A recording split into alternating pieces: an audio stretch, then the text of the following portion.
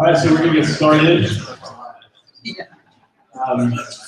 a quick introduction. My name is Quentin Ford. I'm the co-founder of KNW Agency. We help small businesses and individuals avoid costly business mistakes by hosting events like this so you can come get educated and inspired to go off and launch your own business. Just want to give a quick shout out to Control Collective for letting us host this event here. If any of you are interested in workspace, I suggest talking to Paulina, who's back there. She'll probably be on the front desk later, and you guys can get registered to learn more about the community here. So the first thing I want to do is just have the panelists actually introduce themselves and give a little bit of a background on what you guys are currently doing. So maybe it'd be good to start with whoever got the microphone first. Hi, how's it going? My name is Justin Wu. I'm the founder of Growth, the LY Growthly. For those that know or may know me in the past, my previous company was called Vitamin. We kind of just pivot and kind of switch the name over to Growthly and some other changes in the background. Just to give you a little bit more information about me, I studied information architecture, applied my software development skills in marketing, and that's how I kind of got into the internet marketing space where I was starting building scripts, started doing automation, marketing automation, and trying to get into the marketing tech space. And so the company,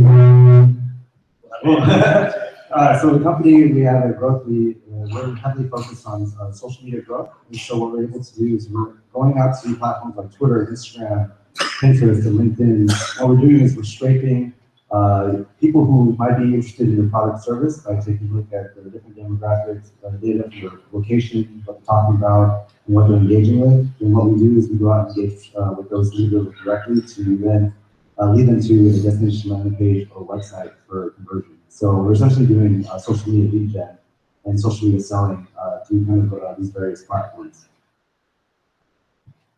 Cool. My name is Frankie Bernstein. I'm the founder and CEO of Markett with 2 T's, not 1 T, 2 T's. And thank you, Quentin, for having me. Okay. What? Thanks for coming. Yeah, sure. So what got me into doing what I'm doing today, I was actually attending Loyola Marymount University up here. And I got hired by Uber while I was in school there. They wanted me to do college marketing. And so they wanted to just pay me like a flat fee for the school year to do their marketing. And this was right when I raised like $250 million from People Ventures.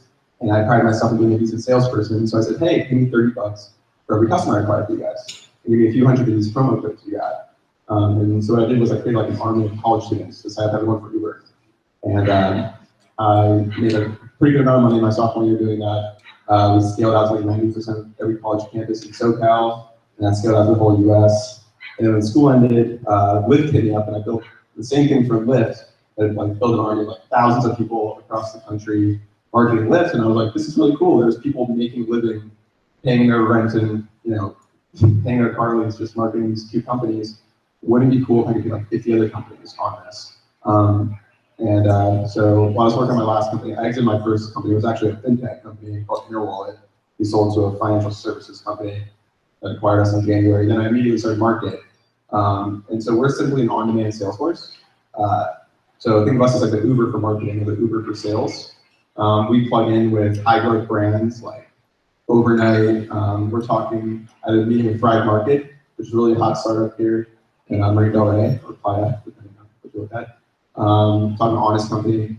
And so the companies love us because we're purely performance based. They only pay for new customers.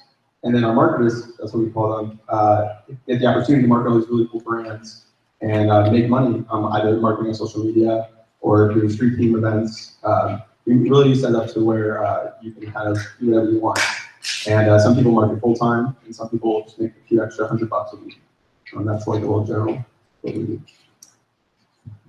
Hey everyone, I'm Eric Huberman, founder and CEO of Hawke Media. Background is e-commerce. I've had 3 different e-commerce companies over the past 8 years, and now we basically run an outsourced CMO and marketing team to companies. So kind of a menu of services: Facebook, web design, search, email, affiliate, influencer, strategy, a few different things. We've got about 65 people here in Santa Monica. We're headquartered, and we've got offices in San Francisco, Seattle, and Chicago as well. And yeah, the whole idea is everything's month to month, a la carte. You can kind of pick and choose what kind of marketing services you need.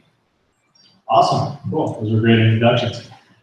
So you answered some of the questions that I was going to ask you as far as your backgrounds, but I was kind of interested to know, before you started your companies, and it sounds like you guys have sort of different paths there. What was kind of the thing that made you want to own your own business? Yeah, it was a long time ago because I haven't worked for anyone for a long time. I was 15 working in a health food store. I grew up in Ojai, if anyone knows where that is, but small health food store up there. And I spent about 6 months there working really hard and really enjoying it, but working about 25, 30 hours a week while I was in school, in high school, and I didn't get a raise in 6 months. And I was, under the impression at that age that after 6 months that's just supposed to happen. And so I went to the GM of my manager and said, hey, want to talk about maybe getting a raise. Like, oh, good, I'm glad you came to me about that. I've been waiting for you to relax with this person. I already knew that was a weird thing to say. And he's like, so your manager's been telling me that he's been doing, and he started listing all these things that my manager says he's been doing, that everyone's I've been doing and my manager's taking credit for. And just from there, just hated the idea of dealing with politics and wanted my work to show for itself. So it was really sales or entrepreneurship. I didn't want to have to deal with someone else competing on me to drive my success. Wow, awesome. Yeah, I don't like working for people. Yeah, I like sales too. Yeah, I mean, I worked in the Brentwood Deli when I was 16. It was like the worst job ever. The guy who ran it was like total alcoholic and it was paying me like $8 an hour. It was a total mess.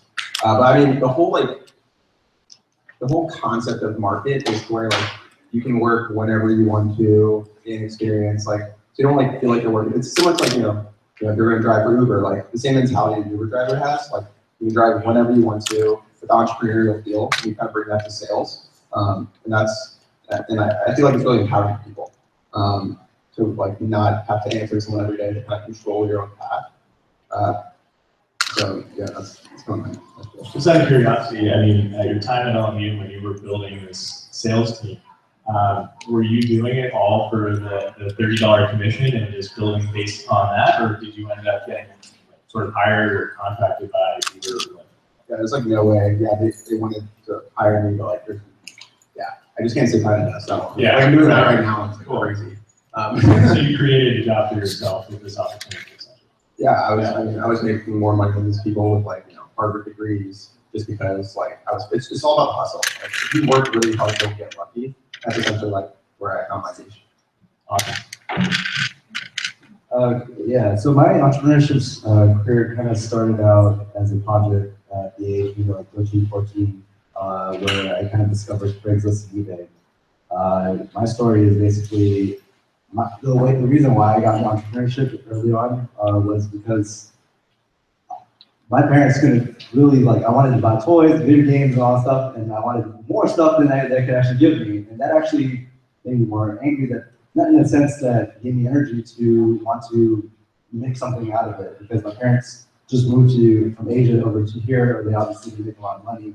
And so at that point, I started looking at platforms like eBay and Craigslist, where I started noticing the video games that I wanted to buy. I saw PlayStation 1 sets, Magic cards, Pokemon cards. People were selling huge garage sale lots for a huge discount just because they wanted to get rid of it. At that point, I was like, oh, I know the value of that. That's 50% off. I bought that, took all my saving money that I did from just helping out and also doing chores and Christmas and everything else. And then I bought that lot and then I resold it. Then I made profit. I was like, okay, wow, now I can buy more. And I kept doing that until during middle school to high school, I probably had about 20 grand worth of inventory of different toys, collectibles, things that I just knew were high arbitrage value. And then from there, built kind of my own Craigslist system. They got people talking about video games and toys. It was forums back then before there was Facebook. I just knew that people, as they continue to keep on to my website, I can get their attention, and from that attention, I can keep marketing and selling into that. As I got into that, e-commerce and eBay and Craigslist kind of started collapsing because shipping fees went up, PayPal fees, eBay fees just kept rising, and everybody else started discovering e-com at that point. And I was just like a kid just in high school trying to ship things out. Everything was racing to the bottom. But what I did because of my online community, I put AdSense ads on my site, and that's when I discovered that I can actually make money from the internet. Internet money, it just blew my mind. I was like, why am I selling stuff when I can actually get $50? And at that point, that's where I really kind of started pursuing more of like my internet marketing career once I started realizing that people were showing off their like $10,000 ad checks on AdSense. It was like 18-year-old kid. And then I started looking at affiliate marketing, similar in the sense where like getting like 30% per sale and everything like that. And they're holding contests of people who did like $10,000 worth of affiliate, and they'll just give you like a $50 gift card. I'm like, what? They're making 10 grand a month and they're only getting a $50 gift card. And I just knew at that point to think even bigger beyond what I was doing before that there was an internet world out there where people are making and cashing in, and they're making like that type of income. Awesome. Wow. Awesome. All right, I think we're back. Cool. So, for the companies that you guys have now, I'm kind of interested in cutting out a little bit. Yeah. So, kind of, what was your first step, and like, how much preparation did you do? I mean, did you come up with the idea and then like really research the market and like kind of spend a month and a half building this idea and then starting to execute, or were you just like, I'm all in, I'm gonna jump in and just do this right now and figure out the problems as I go along? The reason I ask is just because I know a lot of people that I talk to spend a little too much time planning and not actually getting their feet wet, and might never even come to the part where they execute. So just curious what that was like for you guys. Yeah, starting a company, not that I've gotten married before, but like it's a lot like getting married, I could imagine, because like you can't just like start a company and drop it. So I understand like the planning part and like wanting to make sure you want to go through with it. Another thing, just if you guys are like, whether if you already started a company or in the process of it, whatever you're doing should encompass everything that is you, right? So like my last company was a financial services company, and I studied finance in school. And I really liked the mission, but it wasn't everything that encompasses Frankie. Where Markett is me in a nutshell. I like talking, I like meeting people. And so for me, it's like a total no-brainer. And I went all in. Like if you're gonna do it, you want to go all in, if you can, right? So I invested all of my savings into it, and it's been a good investment thus far. But yeah, the only difference of an entrepreneur versus a normal person is entrepreneurs make decisions much faster. Like you need to be able to think of something, make a decision, commit, and make more decisions. And if those decisions aren't right, you'll learn. And if you fail, you'll learn better. But you need to like be able to decide quickly. And that's kind of my thought. Awesome. Amen. First off, we work with hundreds and hundreds of different entrepreneurs over the past couple of years, and I can tell you the one big driving factor between the successful ones and the not are the people that make decisions and just do it, and the people that sit around and think about it and debate and don't make a decision. We get hired by tons of companies and get not hired by tons of companies. And if they don't want to hire us, it totally makes sense. It's a relationship thing, as long as they make a decision to do something else. If they're just holding off and waiting for something, generally either that person ends up fired or that company ends up gone. And it's more than not. It's the majority of companies that actually hold off on decision making end up gone. So to answer more specifically your question, fell right into it. I left my last company, was consulting just to actually stay busy, and then saw that there was this frustration that I had when I had my own companies, that every company was doing it, where hiring in-house is too expensive and hard to find talent. 95% of agencies have no idea what they're doing. So between that ecosystem and the few that were any good seemed to be really expensive or want contracts or something else, and it just didn't make sense to me. It didn't make sense to work a good group of marketers that were reasonable to work with. So that I started hiring. We started with 7 people that I hired off of my consulting fees and convinced to work very cheap at the time, and then just started building as we needed more people, started hiring. Awesome. While I started my career, kind of just my different projects, and probably from the age of 13 to now, like probably 10 plus years, 13 years, we just like doing different ventures. I first just started and just jumped in, gain momentum. But what I've learned from like doing all these different ventures, I think that we talk about failure a lot, and that you should accept and learn from failure. But the only one thing I have to say about failure is that sometimes being overglorified in the sense that everybody's telling me it's okay, and you should go out and break things fast. But had I done things right the first time, with proper planning and execution, I would probably hit different success earlier on without trying to learn and burn through different obstacles and different roadblocks. Had I done both execution and planning. For anybody that's starting out, I definitely think that if you have an idea or a project, start with that, and what you need is to first get momentum, but then after that, quickly start planning and auditing and like synthesizing what you're doing, because I see startups and just entrepreneurs in general, they on the hype train of just like momentum, and they're like literally like brute forcing their way through things, and that is one good way to potentially hit success by just like hustling and grinding and working. But if you can also just sit back and just sometimes just pause, because like entrepreneurs and especially for startups, you want to move like 100, 300 miles per hour. If you're moving 100 miles in the wrong direction, or you're just hitting walls every single time, you're just wasting and burning a lot of time, cash, energy. Had you just drove fast, pause a little bit, readjust, keep adjusting as you continue to go. But get momentum first, and really like I would not discount planning and being kind of systematic about it. That's kind of like more like a lean start model where you're constantly checking. Awesome. So that segues perfectly into. Okay. What I was going to say. So if you're starting out, like say you have a consulting business or you're have a marketing company or something, and you're trying to look for like the best place to start as far as lead generation, are you going and posting your business ad on Craigslist to see what comes out there? Are you going to go hunt down leads that you might find on Craigslist or Upwork or some of these freelance sites? What would you suggest as far as getting started and gaining those first few clients to start building that momentum? What type of business? Let's say you're a marketing consultant. Yeah. So that's what so the reason I ask is if it's honestly if it's a product, service, whatever, reach out to the people in your own network and get their reaction. They're the worst customers ever. Your friends are terrible. So getting that reaction and then start going. If you're a marketing consultant, you hopefully have built a reputation of some kind as marketing or have had some experience. Reach out to the people that know that you're good and start just communicating that this is what you're doing now. That should be able to start you off. But if you're starting a product or service or a product, because there's a lot of people in the crowd that have like products they're trying to sell, it's a little tougher. But start with your own social media, your own community, just get the feedback. That won't do very much, but it's a test. It's finding out like what feedback should you get, is there anything you should know about the product before you go big with it. And then frankly, when it comes to almost any product lifestyle at this point, getting new customers is all about honestly Facebook ads, Instagram ads are driving the best, and then you need to do email marketing to convert.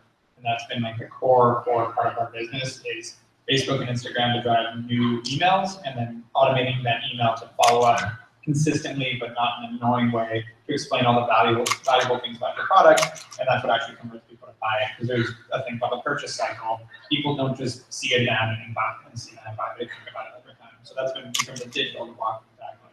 But again, always start with your circle. Okay. Be really likable. People do business with people they like. Even if you have like a terrible business, people still do business with you, so thank you. I mean, not always, but in terms of definitely hit your network first, and find really good advisors. So especially if you're in a space where like you're willing to really put in the grind, but you're not as it's not really, you haven't really made a name for yourself in that space yet. Find really strong advisors who are willing to open up their network to you. That's been like a really big to our key for success. Is like we've had some advisors bring on multiple different clients and partners. Like instantly, all because you get the right person to send an email to the CEO, and the CEO gets an email to the CMO. That's a really quick sale. But if you're going on LinkedIn and you're hitting like the local manager, and that's a 2-week cycle, and they have to go to their boss, it's just a totally different sales cycle. So you want to make sure you're hitting the right person.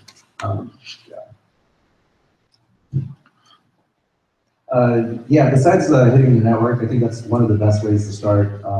Go via networks. Then after that, go to your other closest other people who also have like their own network too. For example, it could be like Quentin, it could be a commercial real estate agent, it could be a lawyer, accountant, financial advisor. If the way I've kind of growth hacked and always just generate business is I build relationships with people that are targeting my target audience, but selling them a different product. But I just know that they have that influence and pull from those individuals.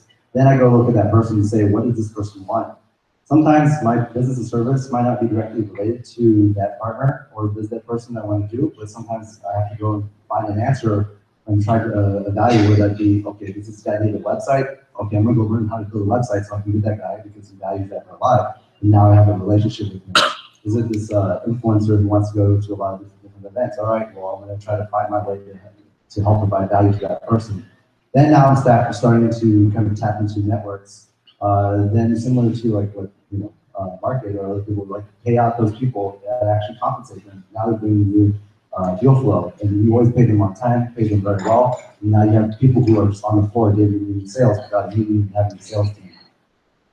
Other than that, the other ways that I've been kind of just doing my own clients is just kind of putting in what I would say is hand-to-hand combat. Go to platforms like Twitter, LinkedIn, Facebook groups, and be involved with the conversation of whoever you're trying to target and engage with, and just talk constantly to a lot of people. If you're targeting teachers, talk to a lot of teachers, just trying to get their, connect with them, follow them. Sure, you might annoy them, but what's better than you just sitting down around them and not doing anything about it? Just go directly.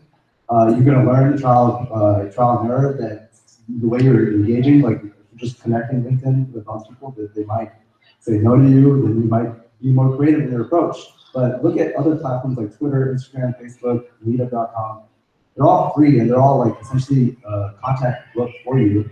And just go out and just start talking and engage people directly. Awesome. I think my microphone's back here, so we'll just have to deal with that as we go. So one of the things that I was interested in asking you guys is, especially, okay, done.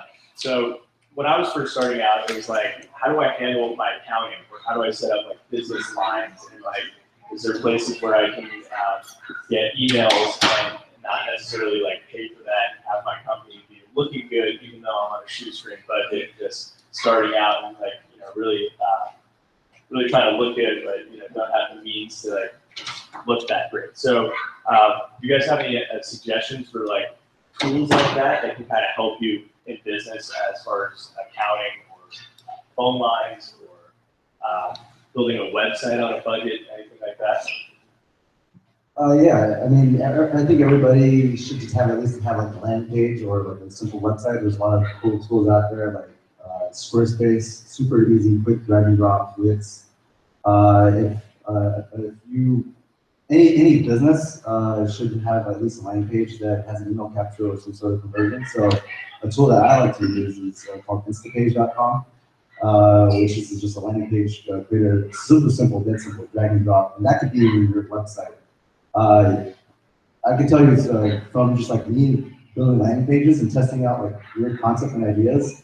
I've actually got more leads than actual startups and businesses out there by just having a really nice website that really just sells the idea and make it look legit. And when people sign up, and it's oh, actually there's a waiting list.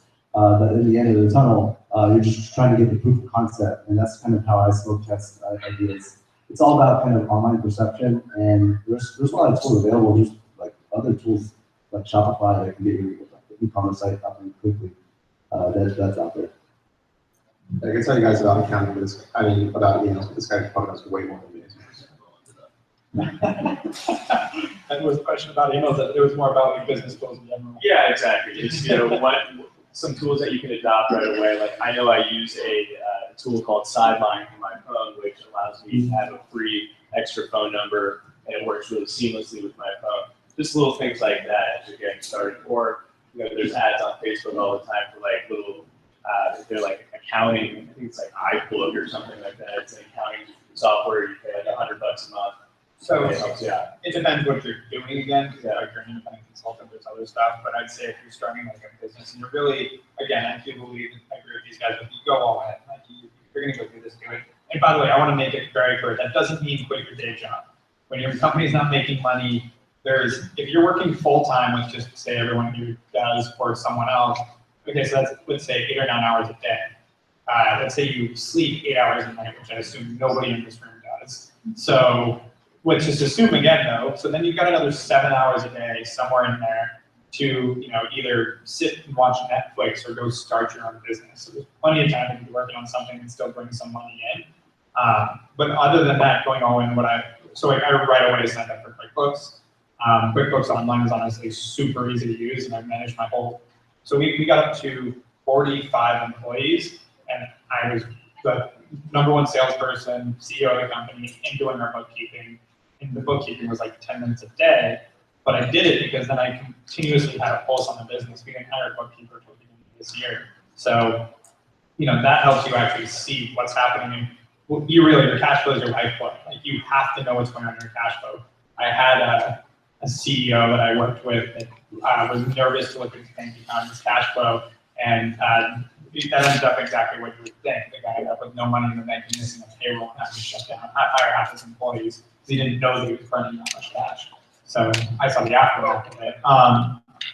And then I think other tools. I mean, MailChimp and Klaviyo are both great email tools. Klaviyo is Klaviyo. I know my email team really likes it. And then MailChimp is a direct competitor. It's just Klaviyo is a little easier to automate things, which is really important. And so if you're trying to talk to a lot of people in a very direct way, so based on things that they're doing, like they just signed up for your email list, or they just bought something, or they haven't opened an email in a month, and you want to say, hey, why haven't you opened my email in a month? Things like that, you can automate all that through it. Offhand, I'm example. Slack. You're on Slack. You're weird. You're on Slack. I don't know how to manage that. It's just an epic company. Yeah. Asana is really good for to do this stuff. There's so many out there. And but yeah, I mean, if you're gonna run a business, invest in stuff too. If you find something, you have to pay for it. I'm really frugal, but if you're running a business, you want to look good. And the landing page is probably the most important part that you're hearing. Get a landing page, even if it's just a one thing. I started a company with just a landing page, and I got a ton of clients, and because they have pretty stars to play with on the landing page. Really. Yeah, it's really good. Yeah, but cool. So I wanted to get into. I know Justin, Frankie, you guys have dealt with funding a bit. I'm not sure if you have. Okay, cool. So did you really ever plan on getting funding, if so, how did you go about doing that? So don't plan on getting funding. Plan on building an awesome business and generating sales. I feel like I don't understand how these companies raise millions of dollars and are spending so much without making any money. That's much more in SF to get away with that. I don't know that lazy. If you want to raise venture capital, you should be able to getting some solid revenue numbers. So the first thing is actually building a business and generating sales. But yes, fundraising, being backed by venture capital allows you to scale your business significantly faster. And that's why it's there. But remember, you're giving up a piece of your business. That is your baby. So it comes hand in hand. So I invested. I had about 50K in the bank and invested all of that into my company. And then that was enough to figure out if it was going to work or not, and it was working. And so we just recently joined Amplify, which is an accelerator program in Venice. They're a venture-backed accelerator. Paul runs that with Chris, Eric. I mean, they're all amazing people, extremely well connected. I mean, talking about a network. These guys know every single person in LA. Whenever someone from New York or San Francisco come into town, one of the first places that hits Amplify. So just the amount of amazing people I've been meeting. So when they came in, they were essentially the first money in. I had an offer on the table for almost 3 times the valuation. But as an entrepreneur, I looked at working with these guys as more of as a co-founder because I knew the value they were going to add is so much more than just money.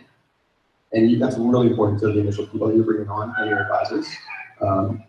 So yeah, Amplify was first in, and I can't give you the full rundown, but we're in the middle of a seed round, which, knock on wood, will be closing in a couple of weeks. And Amplify's been extremely helpful about putting us in touch. So think of them as a super advisor.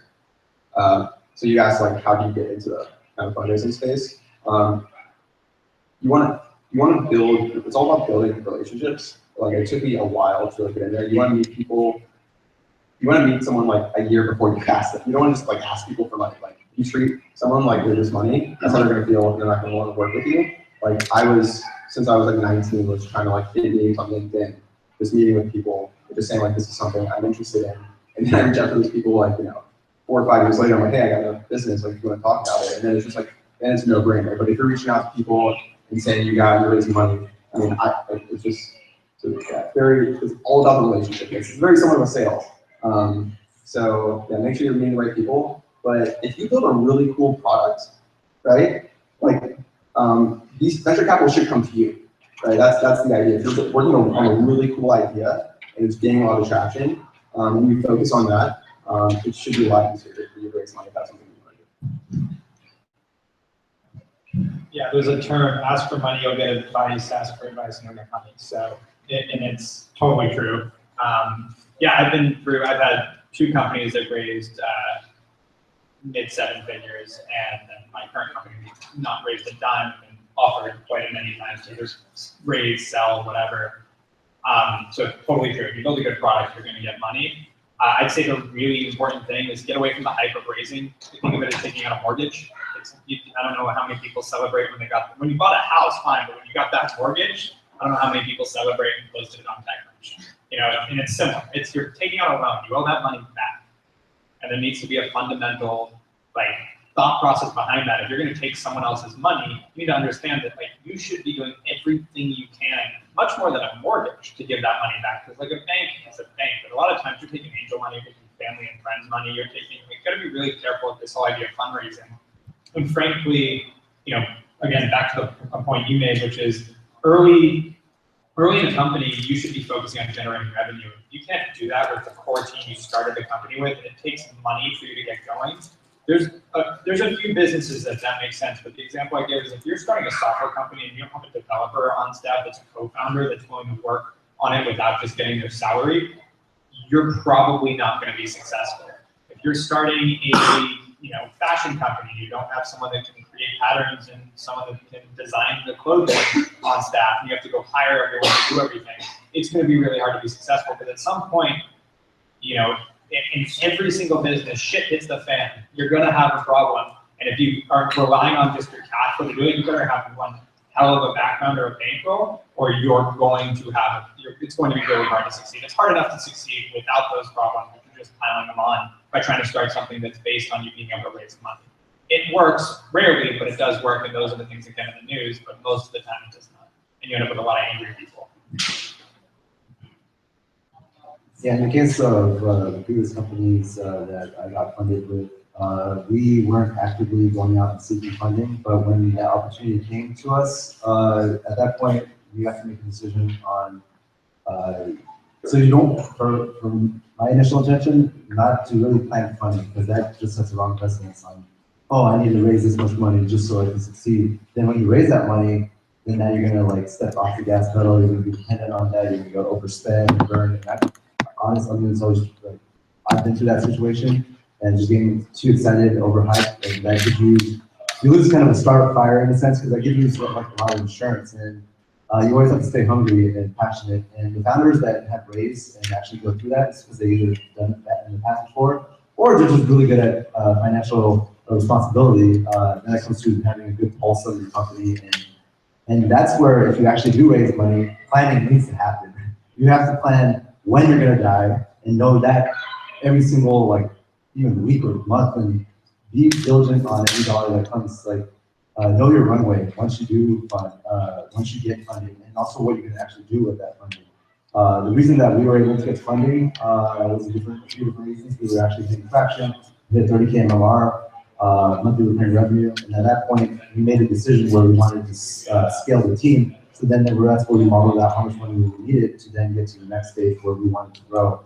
And then we played out that model of projecting that through kind of our financial projections and pro forma for 2 years out. So my thoughts is for me and any business I've really done, I was not focused on funding. And with what I'm doing with Growth Lead here, I'm not even I'm going pure bootstrap right now. It's a whole different, it's much more relaxing experience than doing fundraising. Fundraising is good if you understand that it's a tool and you want to grow and scale your company in a different way, but if you're doing it for like the hype and just doing it just to give you a chance so that your startup can just like get validated, then that's the wrong way to go about it. So actually, you guys touched on this a little bit with bringing on people to your company or hiring, right? Particularly you, Eric, you said that you were making some good money consulting, and then you brought people on. I know a lot of people who are like, oh man, if I can just get someone to do the sales for me, then like I'll be cranking, you know, and our company's really going to take off. So let's say you don't have any friends that want to help you. Is it a good idea to go out and like post ads and try to get somebody to join your team and possibly do it for free? Or do you suggest kind of doing what you did and build the business yourself until the point where you can actually pay someone? I mean, if you can get work for free and it's actually good work, oh yeah, go for it. But it's, you know, if you can do that, that's great. A lot of times you end up with such a management nightmare with free work that it's not worth it. In terms of when you start a company, when you start to hire, my view with this company and honestly with last few companies was I'd do the job myself until it became a really intense job, and then I'd hire someone, because if it wasn't worth my time, it's not worth paying someone to do it. You know what I mean? Like, and it's almost backwards in a sense. Your time should be more valuable than most of the people you're hiring, but if it's not worth the even early on focus, like it's not something that anybody should have been doing, then don't hire for it. And sales, I got this advice a while ago, and it's so true. As a founder of a company, you should and will most likely be the top salesperson for at least the first 2 years of the business. No offense, Lydia. But Lydia works with us too. But yeah, it comes with like, you're the one who's passionate about it, you're the one that came up with the idea, you're going to be able to articulate it, and people are going to trust you because of your position too. You're the owner if they want to talk to you. And so you're going to have an easier time selling it. So sales, if you can't sell your own product, no one else is going to be able to.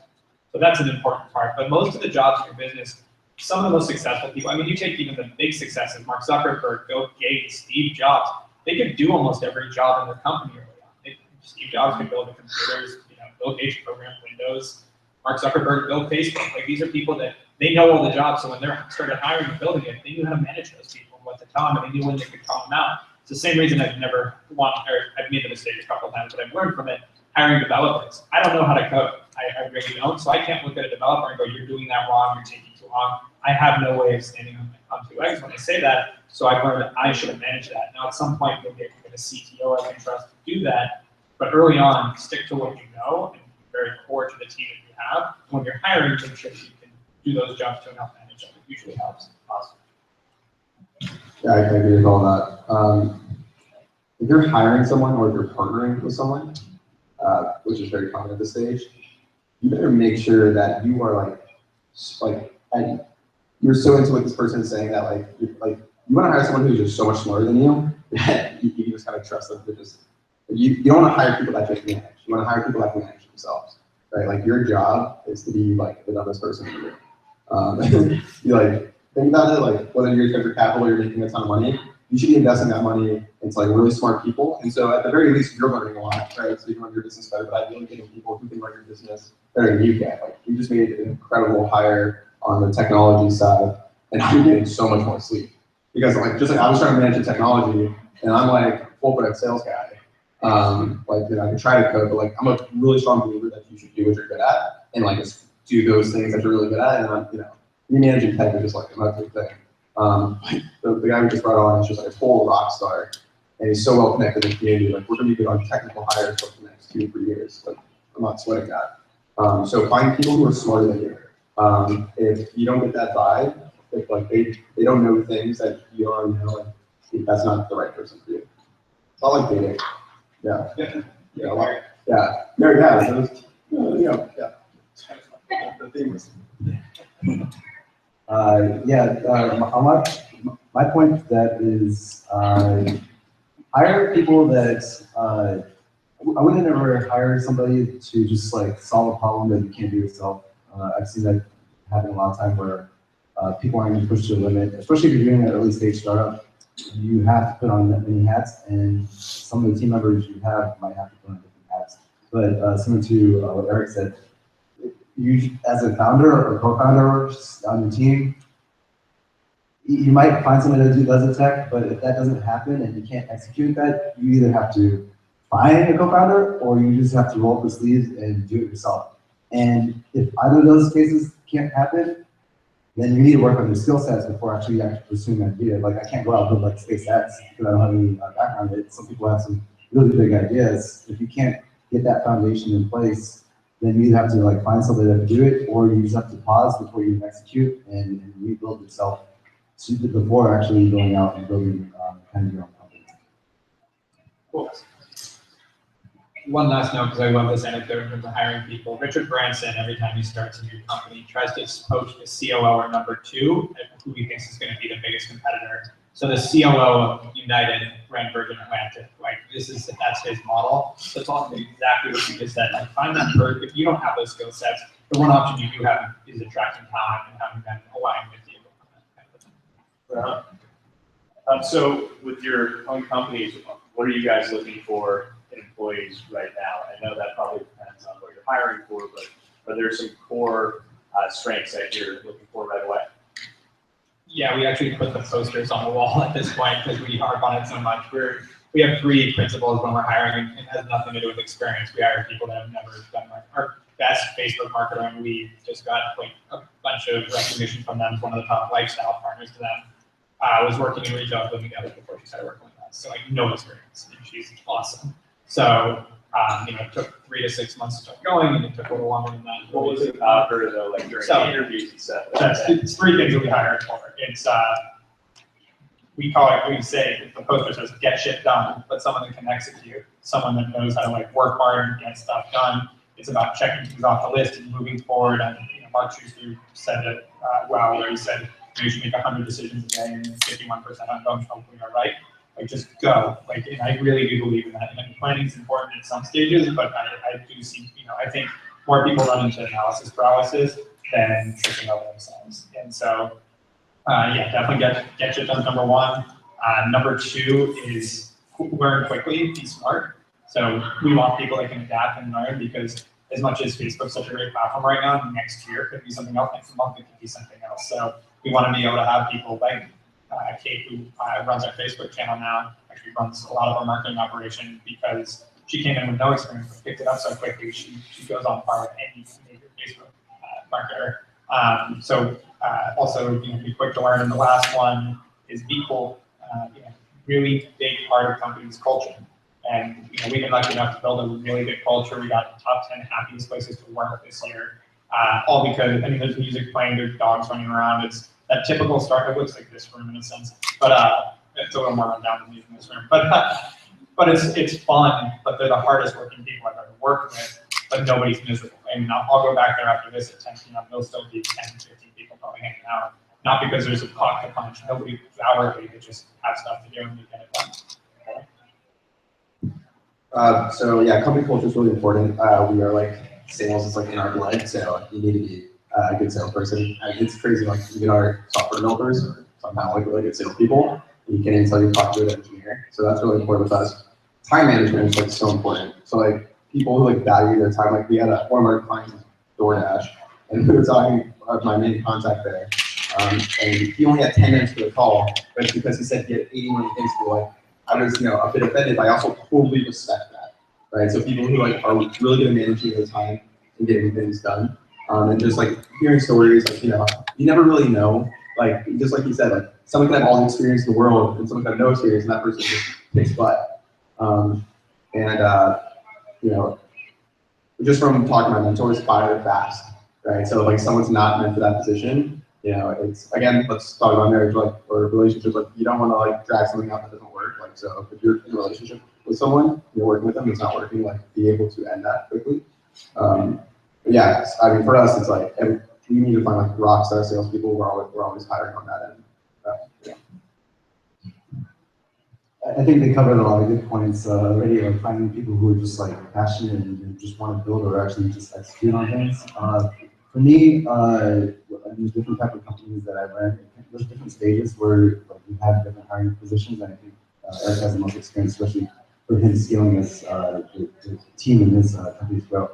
For me, like the startups I did, like the first initial hires they want to bring on board are people who are like the hackers, the builders, the people who just like are passionate to get on your project and convinced to either pay them nothing or pay them low. They're just like want to go all in with you.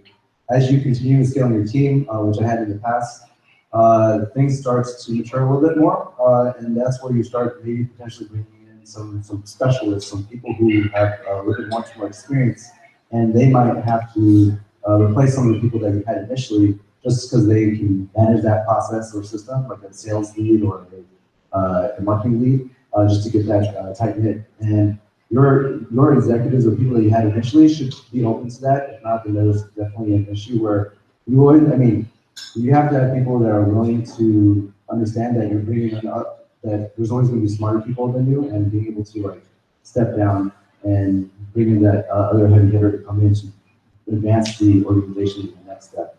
To the other point, which Frankie hit on the very end, where it's just, it's like the term hire slow and fire fast. I can't say that enough. That it's important. Like you could hire fast too, but you definitely just want to feel people out. The way that we hired initially is more just like relaxed. It doesn't work for everybody. Where we just pay on like contractors first and like see if they want to, if they're a good fit on both sides, then we offer them the job after, like testing out the ground, testing water, both culture fit for them, and also to see what they can do. But one last point to say is that you definitely should fire fast. If somebody, like you can just sense and feel if somebody doesn't have it, like whatever they're doing in the position, where you have to keep constantly coaching and they're not like being self-autonomous in that sense. It's possible, but it's harder to change somebody's nature and try to nurture them if they just are naturally driven by whatever they're doing.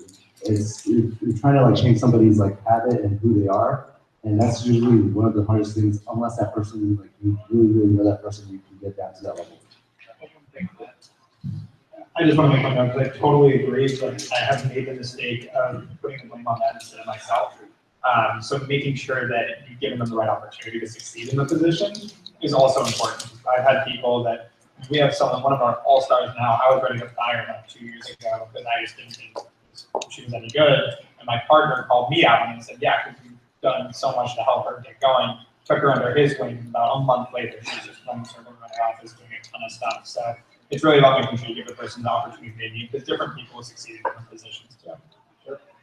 Cool. So I know you touched on this earlier, but you know, let's say you have a little bit of a team going, you're making some money, you finally got a budget to go out there and start marketing your company. You mentioned that Facebook and Instagram are great places to go. Google AdWords or any of that stuff. Where would be a good place to start advertising your business and generating leads at a cost-effective way? I'll try not to be too long-winded because I've been really good on this, but really it comes down to thinking about the context of what the person that is your customer is going to be doing at the time. If you're any kind of impulse buy fashion company, a beauty company, a lifestyle brand, something like that, Facebook's great because generally when you're on Facebook, you are bored and doing nothing, and you can catch the exact person that's supposed to be your target. You can catch their attention and be like, hey, check us out. That can work well if timing is not a factor in what you do, because you don't know what's going on in their life. If you're like us, as an example of a marketing agency, I can go reach out to every VP of marketing in the world and say, hey, come work with us because they're very happy with their marketing or whatever's going on. That's a waste of my money. Not completely waste, but in that situation, that's where like Google makes sense, because if someone's searching for marketing help, that's a point that I probably want to be in front of them, and figuring out that it's a whole different art and a whole different science to it. But those are two good ways to find people. And what a lot of companies do to scale. But you do need to have a decent amount of money to get going with this, because like my team, not out of being too good for it, not out of anything in terms of ego, because honestly we get paid the same either way, and we won't take under $5,000 a month now to spend on Facebook or search, because we don't get enough statistically significant information to actually be able to ascertain like, okay, this is working or this isn't, here's why, when you're spending $500 to go test an ad campaign, be bad. So there's many other ways that these guys actually more about. There's this crazy company called Markett. The thing is, So our kind of niche is, I mean, as we're still pretty early, we're focusing on like the really big venture-backed companies, and then eventually going to be evolving to these really big Fortune 500 companies that have big $1 million. We've had like a lot of really early stage companies, and like my passion is working with early stage companies, which is one of the reasons why I started this business.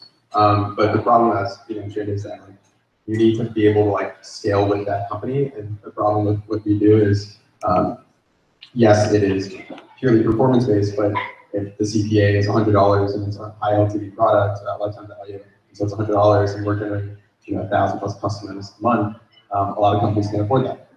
So it's for us, it's about like finding the right customers. But that's kind of like this. That's kind of like the niche we built. Right? So ads are really expensive up front. I know companies that spend millions of dollars on Facebook. Some are really good at it. Some are learning. With us, it's fun because you essentially are only paying what you're getting, and you're creating jobs. I think it's pretty exciting. I would say like we kind of talked about this earlier, like try things that are more cost effective first.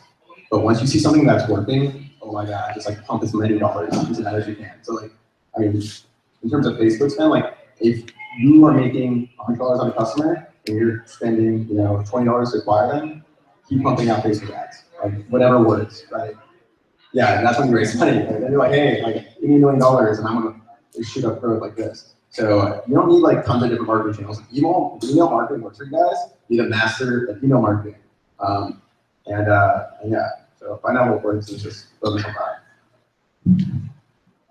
And to that point, you have to just understand like what is the actual cost to, like how much does the customer worth to you? And if you don't know that number, then that's going to be a big issue in terms of marketing in general, because you're going to just throw money ads out, and how much is a lead or customer worth to you? Because if you know the customer is worth $50 to you, and you spend $10 to get that $50, or even $49, you still put potentially a profit. And at that point, that's when you go out and experiment with different channels like Facebook, Instagram. I definitely think Facebook and Instagram are the best ways to go directly to ads. I would never really go to, if you're like a B2B business, definitely like going conferences, relationships, that type of sale. But if you're like a consumer app, like conferences, like again, like people aren't really going out to the conferences and measuring the spend of them going to travel and all that, the cost of the conference to actually being acquiring customers. That's not the best way to acquire customers unless it's like a big consumer conference. So kind of just go out, test different channels. The most direct way is definitely testing out through ads. And another way that I've been able to just kind of generate my own leads, and even just like before I even start any of my businesses, where I'm just building up kind of my personal brand and just kind of just sharing and documenting whatever I'm doing to show kind of my subject matter expertise, and then people start gravitating and then start building a email list and audience. And then at that point, I can figure something else to sell and generate revenue off those individuals too. So that's like another like more long-term branding play that you can kind of generate your first initial customers. And one last important point too is if don't expect to like sell and convert people, sell people on first like impression. At the very least, capture the email and then just constantly just emailing them and keeping them up top of your mind, because sometimes your product is complex, or you just really didn't convince them. So let them join some sort of newsletter, some sort of like blog that you have, and passively sell them over time. And even just focus on people that that came through your website and kind of retain all those audiences. Great. Do you have anything else? I kind of want to be like the biggest marketing company that doesn't do any marketing. And what I mean by that is like, if you have like a really strong brand, without what it costs to like people like want to work with these guys because they're really good at marketing, right? If you have a really strong brand and you build that, it makes it a lot easier to acquire a customer. Like for us, we've acquired pretty much all of our, we haven't spent $1 really on marketing. We've acquired all of our clients just from like referrals, from like building our brand. So invest in yourself too. Great. So I can ask all three of you different questions, but I guess let's start with Justin. So as a client, like I would love the idea of working with a growth hacker, because that just makes me feel like I'm getting some like awesome work there done. But how can Growthly help my business grow? So maybe just kind of tell us a little bit about your business. clients that you take on? Oh, yeah. So, the way that we work with Growthly is there's people who want to just grow their social media channels from like getting more engagements, more following, building up email lists. We've been able to just help brands that really need that are kind of not fulfilling their, like they're big on Facebook, but not big on Instagram and Twitter. Then that's where we come in and just ramp up the brand by cross-pollinating their existing audiences and build up a new base on the other channels, and then now expanding the brand out to kind of building out multi-channel brands. That's one way that companies work with us. Other companies that work really heavily with B2B and more like enterprise sales, where we're going out and building relationships with them, and we're going to platforms like Twitter and LinkedIn and going directly to these decision makers and providing them content and providing them conversations to then drive them to the product and service that the company and clients that we work with directly. So for us, like the way that we work with clients is like we look at like spearfishing, we're going directly to specific decision makers and trying to get them specifically to build and convert. More so than like building a big funnel and catching like a lot of consumers and big fish. We're going after like big targets that net potentially like, bring in a big whale of cash. So then we only just strike a few leads and lifetime value. So like our target audience and ideal customers are people who have businesses that have high lifetime value or high dollar per lead customers that are performance, and it's easier to ask an enterprise company to pay us $1,000, $10,000 if we bring them one lead that is worth like $20,000. It's easy to ask customers for money if you bring them money and show them that value. And Frank, for you, I mean, I love the idea of your platform. It's awesome. I've been on it. I've used it myself. Plus, it helps people put money in their pocket and create jobs, like you're saying. How's your company sort of like filling a need in advertising and kind of changing the landscape there? Yeah, so I got this. So my real slogan here is that people don't listen to ads, people listen to people. And so if I tell Justin he should try Lyft, and maybe he hasn't tried Lyft before, and I get my promo code, there's a much higher chance of him using it than if he just sees like one of a million Facebook ads Lyft does. And so we kind of empower that viral word of mouth virus. And so like maybe it's where we can like essentially monetize any human conversation. That's like the overall like big picture of what we're trying to do. So whether your in-laws are coming in town and you hook them up with an Airbnb because you want them to stay with you, right? Or someone's, your roommate's complaining about their laundry, so you give them a rinse, right? There's just like where you can essentially like always have that in your pocket and be a social marketer. It's kind of crazy. That's like kind of how I think that you want to have like a hookup. And so we make it like fun in that sense, where like whether you're a college student or your mom, you can just kind of make some money on the side. But we build it to where if someone like really wants to do this full time, it's kind of going back to what Justin's saying, is like these higher LTV products where someone can be a full-time salesperson. So like literally going business to business and like signing up clothing stores for Shopify, selling payment terminals to convenience stores, and like these bigger ticket items. So if someone comes on our platform, like, oh, I'm making $200, maybe this is something I can do full time, and they're an experienced salesperson, that's something we can create. Like that's what I was saying earlier, like people like the ability to work whenever they want to. We make it really simple to do that. I have yet to find something that's easier to make money on than our platform. And so, yeah, I think that's where it's all going, and we're trying to capture that. Okay. Eric, so what are your most popular services? What sort of budgets are you looking to work with? And how can you help companies that are looking to grow? So to answer the last question first, we do a free marketing audit for anyone. So like that's, our idea is, frankly, like we like giving back, we like helping people out. It happens all the time. What goes around comes around. So I've had countless times where I've got the business that's nowhere near being able to work with us. They just wouldn't consider this kind of marketing, but I give them a bunch of guidance and like, here's what you do to start. And either they call their uncle who runs this massive Fortune 500 company and go, hey, you should work with these guys. Like it just happens, and even without that, it's just nice to, like, we started this to help companies grow, whether that's because we can work with them or because we can just give them guidance. So we have that side of it. As far as budgets go, I mean, we build websites we charge $3,000 a month, and it takes 2 to 3 months. So that's probably like the entry level part of what we do. $3,000 a month is where a lot of our fees start. But if we're going to be doing a full campaign where there's advertising dollars involved, we probably want to have a budget between $8,000 and $10,000 a month to start. It's just, again, we want to spend at least $5,000 on the channel to get it going. So there's $5,000 that's going to Facebook or Google or something right away. Our minimum is $3,000 a month, so that's where the 8 comes from.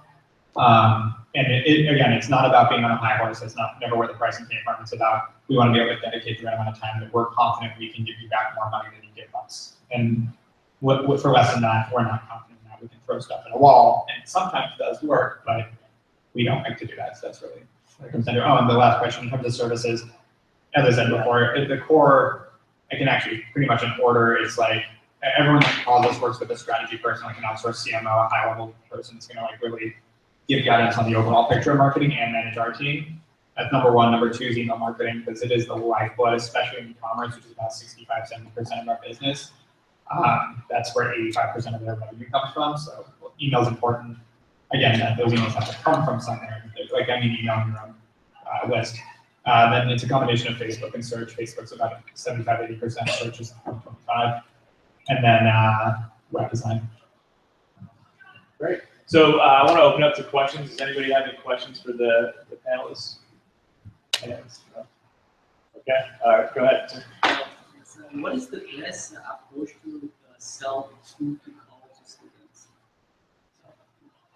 Can you say that a little bit louder? What's the best approach of marketing to sell food to college students? Is it Facebook, Instagram, and then divert to the email, like get their email address? How do you mean sell food to? Like, for example, for food deliveries. Oh, okay. I can answer that. Yeah. Work with Frankie. There's an art. So college campuses are a beautiful thing because you have a bunch of really young, energetic people, and they're willing to try stuff. Whether that's pot or food delivery service. There's absolutely but there's definitely like an art to doing that the right way.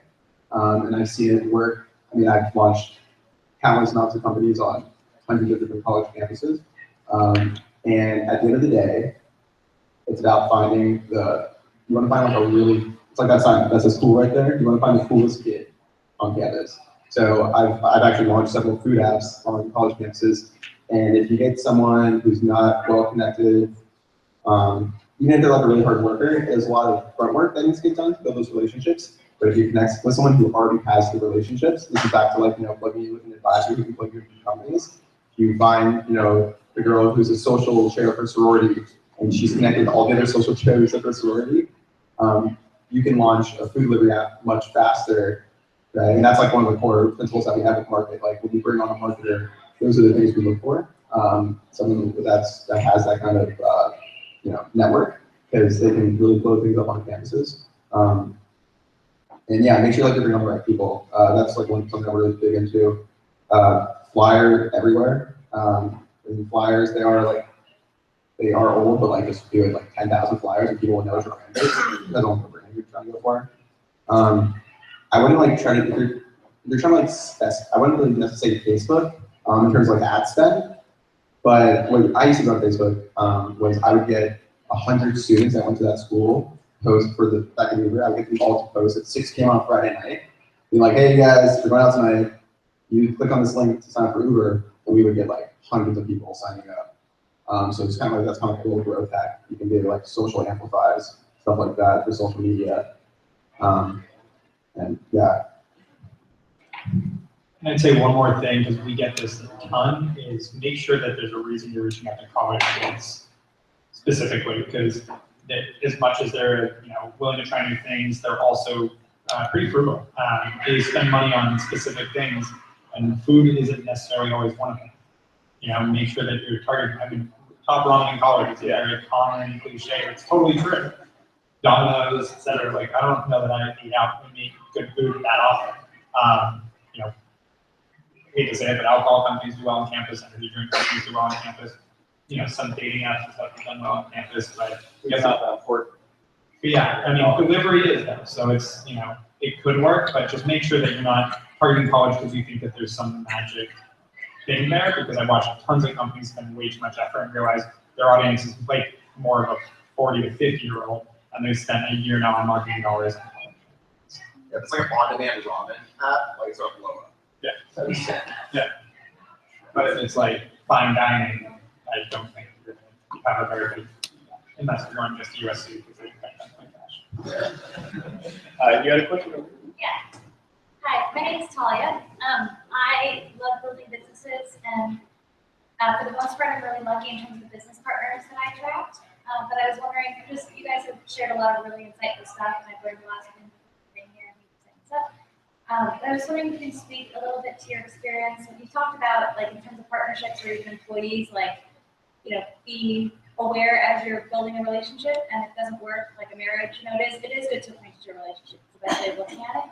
But in terms of like equity partners, you know, if you start something with someone, and what's been your experience with that? Because I find that, of course, I think that I'm the best at doing everything, and want everyone else to do it like me. And sometimes it's good when people do things differently. And I think it's not an exact question. I'm just wondering, you guys see where I'm going. I just want to know your experiences with like your startup partners, equity partners, how you make sure that, you know, you're not breaking up a partnership too soon, but if it's not the right fit, and how much can you learn versus it's just, you know, fighting it versus. The moment you do, in my opinion, the moment you give someone any equity in your business, you're married to that person to some extent. Now, there's ways to put things in a contract and everything that actually you can separate it, but it gets ugly when you start doing that. So keep that in mind when you're bringing on a partner. Like, I wouldn't just jump into something. You know, I really do feel it. I mean, I think the marriage metaphor that was used earlier is actually pretty accurate when it comes to business partners. I come from a little bit of old school mentorship where I was told, like, what are you talking about equity? Like, you pay people, you don't give away equity. There's very much a new, you know, kind of culture of giving equity to everybody and sharing the pie and everything. You know, there's that mindset, which these guys might be able to speak to a little better. My mindset has been like, you don't give away that much equity. You compensate people the way they should be. You build a business around it. But equity is only because that's only if you're going to exit in a few years. Like, we've even done many deals where we've taken partial equity compensation and then realized, and we still do them just to help startups out, but we realized like that's probably never going to be anything, because not only does that company have to succeed, which happens quite a bit, they then have to want to either pay distributions, which most companies don't want to do that often, or sell the company, which Dollar Shave Club, who I got to work with really early on, they're like the epitome of what you hope for in an equity deal, okay? They're amazing, everything. It took them 5 years, and that's the best case scenario a lot of the times. Obviously, there's a few better, but that's 5 years, and not just that, the CEO only owned 9% when it happened because of all the fundraising and et cetera. So like, if we're a small equity partner below that CEO, so maybe if we had taken Dollar Shave Club early on and done one of our equity deals, we might have owned 1% of that company by the time it sold. So yeah, would have made great money 5 years, and that is the best case scenario. So that's the way we look at it in terms of when we're giving other people equity. It's like, this is not really going to be a subject for a long time. If I sold my company today, holder, and that was going to go into that next as my partner, everyone else would get paid out, would be compensated. But what I don't believe in is somebody that leaves the company and is not there from an event, hasn't been a part of getting to that point, and ducked out early, gets to walk over with something like that. So I'm always really, really careful with my companies because I've had bad partnerships. And then again, it's really about finding someone that completely complements you, that's going to take over parts of the business, not look at what you're doing, because that's what I dealt with my old partner. I know a lot of people I've run into have dealt with the same thing, is they become jealous of what you're doing, or you become jealous of what they're doing. They have to be very happy not doing your job, and you're very happy not doing their job. That is good. That when it's yin and yang, that's really the best partnership. I can answer the vesting schedule, or that's like really important. This is being filmed for, okay, I'm not going to say anything specific. But vesting schedules. Okay, so does everyone here have an idea? If you don't, I'm happy to tell you, because I wish someone would have told me, because you knew at some point if you ever do this, because that is a thing now. People give up equity to companies, and I give equity to all of my employees. But there's an art to doing it, right? You don't want to just like You know, you don't want to just like fall in love with someone and be like, all right, I'm gonna do equity right now, and you're gonna start testing money. So it's what we call a cliff. So cliffs are beautiful because it gives you this window. We was talking about like a contract, like a bringing someone as a contractor, it's a similar thing. So there's a 6-month cliff and also a year cliff, which is pretty standard. So that means someone starts working with you. Normally it's a 4-year contract, and the first year is all cliff based. So let's say the person's going to get 3% equity over the 4 years. Well, let's say 4% over the 4 years.